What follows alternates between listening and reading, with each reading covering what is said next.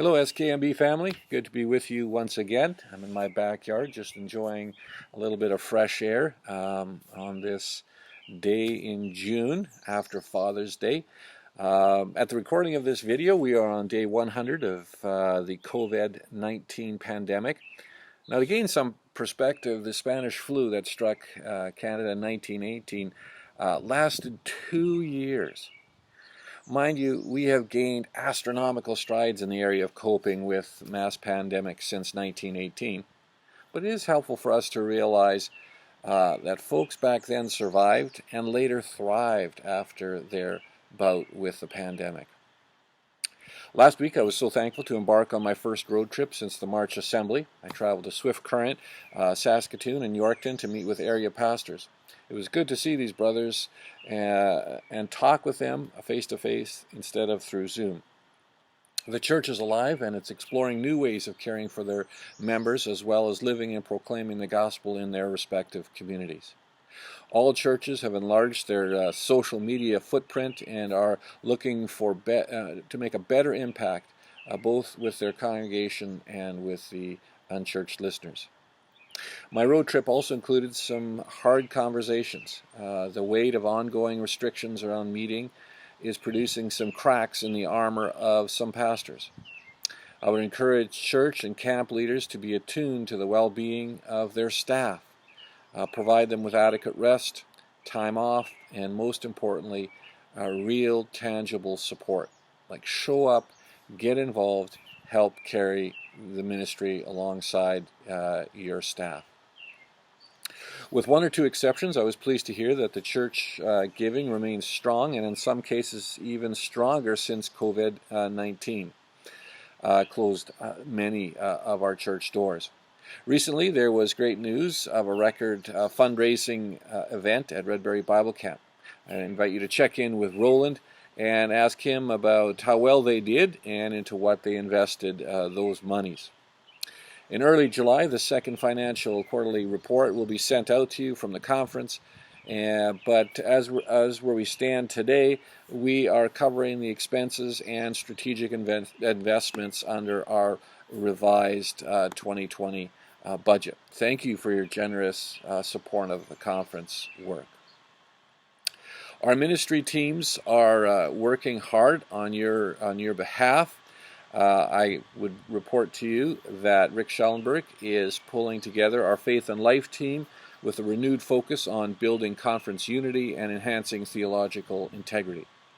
Ross Hardy from the ministry support team has been working with the legal aspects of several conference properties, most notably the Carrot River facility, which remains to this date for sale. We are seeking to come to an agreement with the town of Carrot River on property taxes. Since this is a significant matter, I just covet with you to pray for Ross, to pray for a resolution to the sale of the building, resolution of the tax situation there.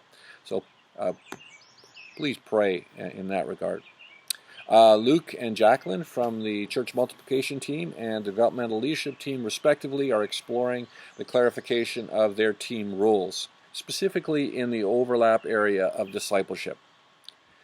The developmental leadership team has also established a sub-team led by Tony Martins to handle the leaders' collective operations. Our discipleship coach Luke has been actively contacting churches to explore their discipleship needs and plans. Luke is working 20 hours a month for the conference and is serving us well. Luke and I have offered ourselves to churches to help give pastors a break from preaching. We are offering Zoom as well as video and personal visit options. Give either of us a call or send us a text or an email and we will see what we can do for you. We still have some capacity this summer. Please pray for the Thrive School of Discipleship and their leadership team as they will be making a decision on their future June 30th. The last news I have is that there are 12 students signed up for the year.